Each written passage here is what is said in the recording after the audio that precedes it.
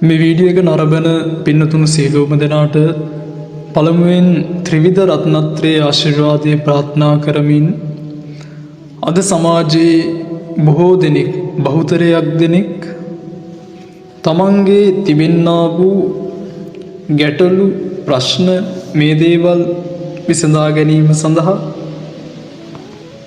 පිළිතුරු සොයන්න යොමු වෙලා තිබෙන්නේ බුදු දහම තුලින් බුද්ධ දර්ශනය තුලින් නොවන වග හැම කෙනාම දන්නවා. ඉතින් සමාජයේ බොහෝ දෙනෙක් යන්ත්‍ර මන්ත්‍ර නැකත් තුලින් තමයි මෙන්න මේ දේවල් තමන්ගේ තිබෙන්නා වූ ප්‍රශ්න ගැටලු निराකරණය කර ගැනීම සඳහා පිළිතුරු හොයන්න පෙළඹලා තියෙන්නේ.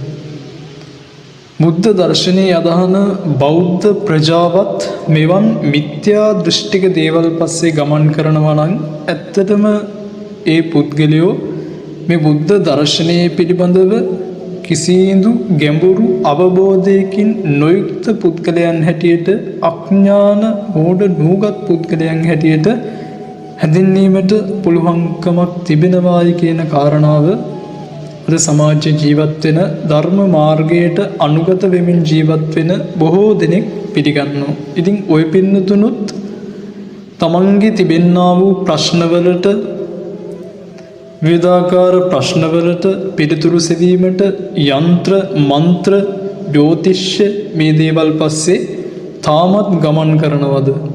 එහෙනම් ඒ දේවල් පස්සේ එළඹගෙන මිත්‍යා දෘෂ්ටියක් පස්සේ යොමු වෙලා ඉන්නවා නම් මේ දහම් කාරණා ශ්‍රවණය කරන්ට ඔය පින්නතුන්ට මිත්‍යා දෘෂ්ටියකින් ගැලවිලා නියම දහම මොකද්ද? ලෝතර බුදු පියාණන් වහන්සේ දේශනා කරන්නට දුන්නේ කෙසේද?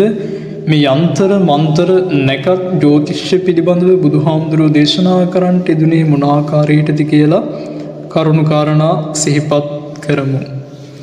ලෝතර බුදු පියාණන් වහන්සේ දේශනා කරන්නට දුනා තිරච්ඡාන විද්‍යා තිරච්ඡාන විද්‍යාවන් හැටියට තිරිසන් විද්‍යාවන් හැටියට තමයි බුදුහාමුදුරුවෝ මේ යන්ත්‍ර මන්ත්‍ර ජ්‍යොතිෂ්‍ය නක්ෂාස්ත්‍රය මේ නැකත් බැලීම් හඳහම් බැලීම් ආදී නොයෙකුත් විවිධාකාර නම් වලින් හඳුන්වන දේවල් හඳුන්වා දී තිබෙන්නේ තිරච්ඡාන විද්‍යාවන් හැටියට.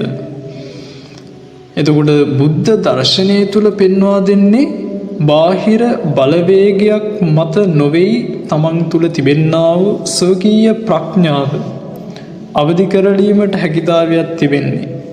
එතකොට බුද්ධ දර්ශනයට අනුගත වෙන්නේ කර්මයේ මත පදනම් වූ දර්ශනයක් තමයි පින්වත්නි බුදු දහම බුද්ධ දර්ශනය කියන්නේ. වෙනත් කිසිදු බාහිර බලවේග මත නොවේ බුදු දහම බුද්ධ දර්ශනයේ ගොඩ නැගිලා තියෙන්නේ. තමන් තුළ තිබෙන්නා වූ ස්වකීය ප්‍රඥාව සහ කර්මයේ මත පදනම් වූ දර්ශනයක් තමයි ලෝතර බුදු පියාණන් වහන්සේ පෙන්වා දෙන්නට යෙදුනි. බ්‍රහ්මජාල සූත්‍රයේදී බුදුහාමුදුරුවෝ පෙන්වා දෙන්නට යෙදුනා අංග විජ්ජා, මුද්දා විජ්ජා, මන්ත විජ්ජා, නක්ඛත් විජ්ජා කියලා කරුණු කාරණා රාශියක් පිළිබඳව. අංග ලක්ෂණ, හස්ත රේඛා, සිහින, ග්‍රහතාරකා, වාස්තු විද්‍යාව වැනි දේ අනුගමනය කරමින් මෙන්න මේ දේවල් පස්සේ ගමන් කරන පුද්ගලයෝ ඕනේ තරම් ඉන්නවා. මේ ධර්මයේ ශ්‍රවණය කරන ඔය පින්නතුණුත් ඇතැම් අවස්ථාවලදී මෙවන් නූගත් අඥාන ක්‍රියා ඉෂ්ට සිද්ධ කරලා ඇති. මොකද මේ නැකත් ධර්මයේ සංස්කෘතිකමේ වශයෙන් අපිට ලැබිලා තියෙන දේවල්. හැබැයි මේ දේවලුත් මිත්‍යා දෘෂ්ටික දේවල්. බුදුහාමුදුරුවෝ පෙන්වා දෙන්නට යෙදුනා මෙන්න මේ දේවල් තිරිසන් විද්‍යාවන් හැටියට තමයි බුදුහාමුදුරුවෝ පෙන්වා දෙන්නට යෙදුනේ. එතකොට බුදුන් වහන්සේ කිසිදු අවස්ථාවකදී මෙන්න මේ කරුණු කාරණා බොරුය කියලා සරලව බැහැර කළාට වඩා ඉවත් කරාට වඩා ප්‍රතික්ෂේප කරාට වඩා උන්වහන්සේ පෙන්වා දෙන්නට යෙදුනේ මේවායින් අර්ථයක් පලක් ප්‍රයෝජනයක් නොලැබේය කියන කාරණාව තමයි උන්වහන්සේ විසින් දේශනා කරන්නට යෙදුනේ. ප්‍රඥා මහිමයකින් යුක්ත බුද්ධිමත් පුද්ගලයන්ට මේ තිරච්ඡාන විද්‍යාව නොගැලපේය කියන කාරණාව තමයි දේශනා කරන්නට යෙදුනේ.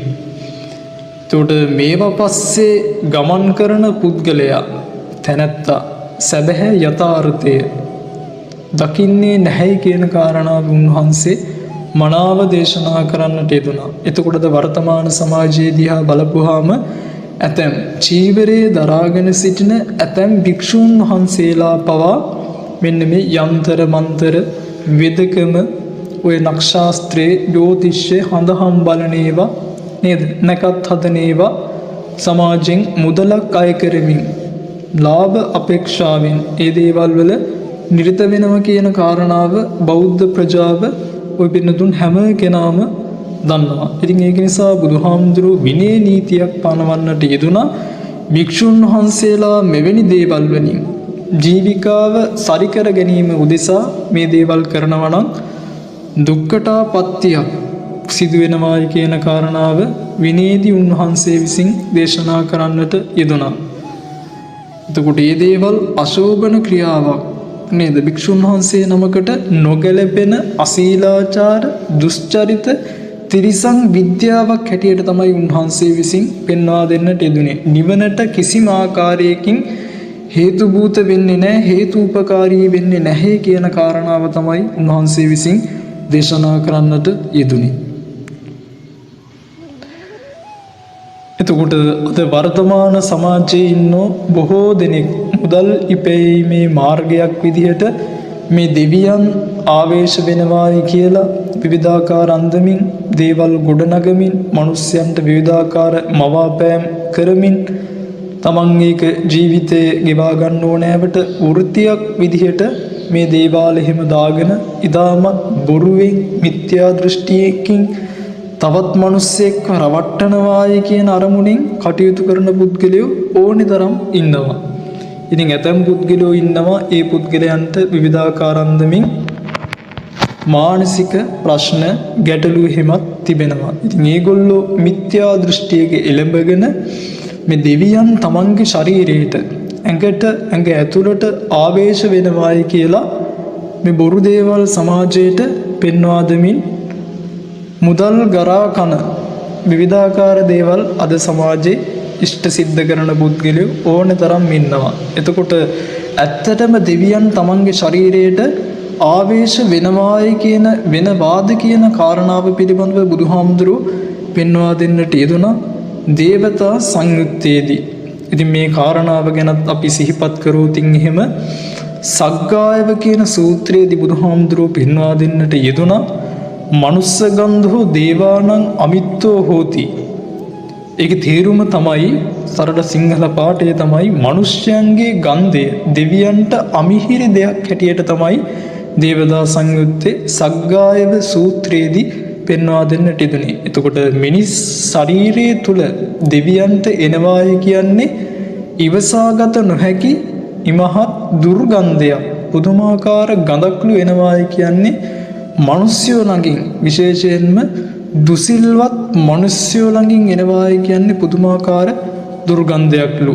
එතකොට කෙලෙස් වලින් රහිත කෙලෙස් වලින් බර බහුල මිනිස් ශරීරවලට රිංගාගෙන ඇවිල්ලා විකාර කරන්නේ දෙවියන්ට හැකියාවක් නැහැ, අවශ්‍යතාවයක් නැහැ.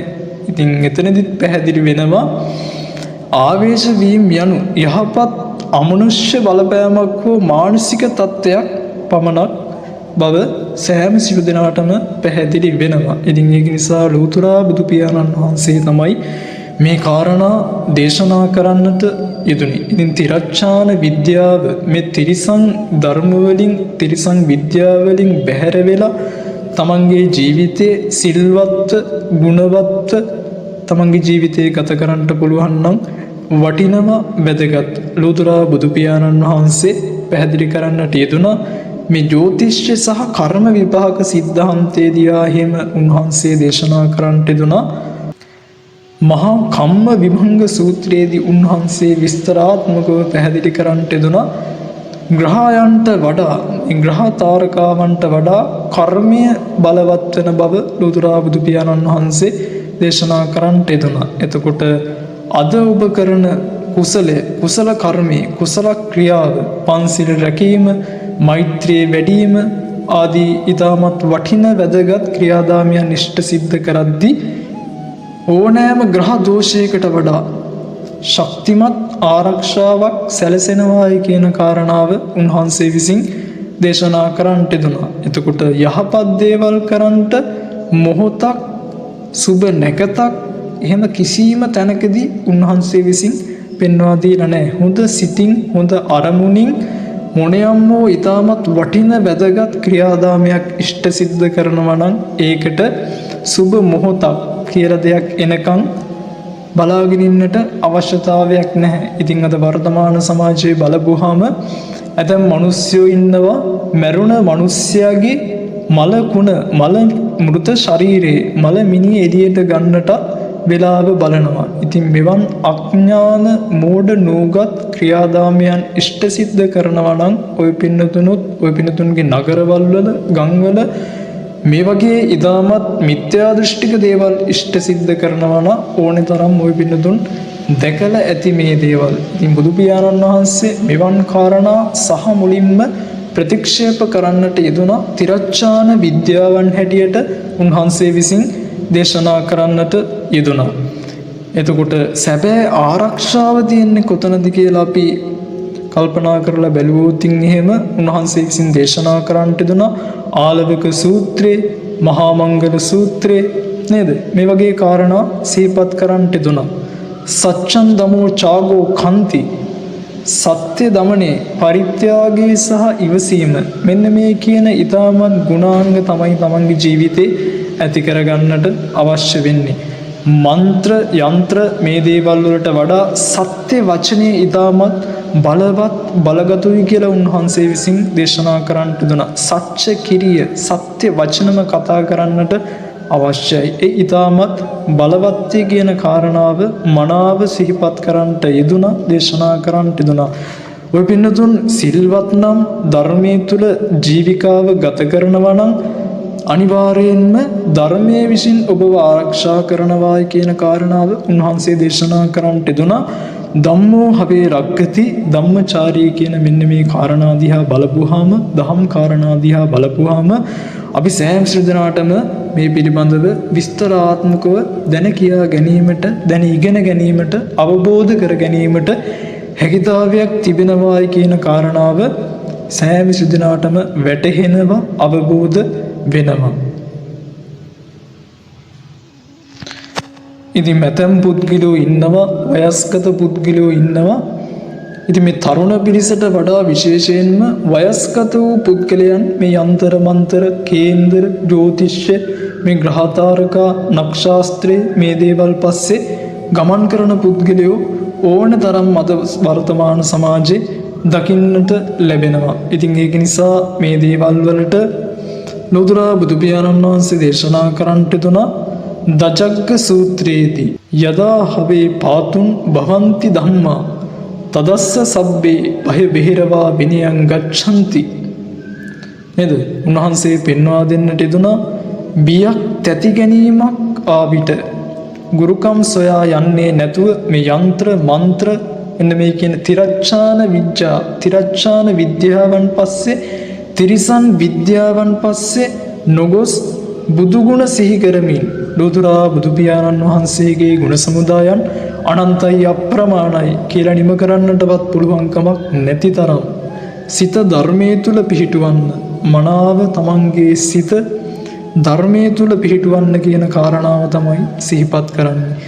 තමාම තමාට පිහිටවන අයුරු තේරුම් ගන්න. අපිට කිසිදු පුද්ගලයෙක්ගේ පිළිසරණක් නැහැ. තමන්ට පිහිට තමන්ම තමා. ඉතින් මේ කාරණා අවබෝධ කරගෙන අන්ධ විශ්වාස පසෙක දමා මේ දේවල් පස්සේ ගමන් කරනවා නම් එළඹගෙන මේ පසුපස්සේ ගමන් කරනවා නම් මිත්‍යා දෘෂ්ටියක් පස්සේ ගමන් කරනවා නම් පන්සිල් රකින්නේ නැත්නම් මෛත්‍රිය වඩන්නේ නැත්නම් ජීවිතේ ජය ගැනීමට අපහසුයි. ඉතින් ඒක නිසා බෞද්ධයන්ගේ නිත්‍ය සීලයේ ප්‍රතිපදාව වෙන පංචශීලයේ පන්සිල් ටික රකිමින් ආරක්ෂා කරමින් මෛත්‍රී වඩමින් තමන්ගේ ජීවිතේ ජය ගන්න අවබෝධ කරගෙන මේ ධර්ම මාර්ගයට යොමු වෙන්න යන්ත්‍ර මන්ත්‍ර ගුරුකම් මේ දේවල් සමාජයෙන් නැති වෙන්නට ඕනේ. ඔබත් ඒ සඳහා මේ මිත්‍යා මත මිත්‍යා දෘෂ්ටිය සමාජයෙන් බැහැර කරන්ට ඔය පින්නතුනුත් වෙරදරන්නට ඕනි.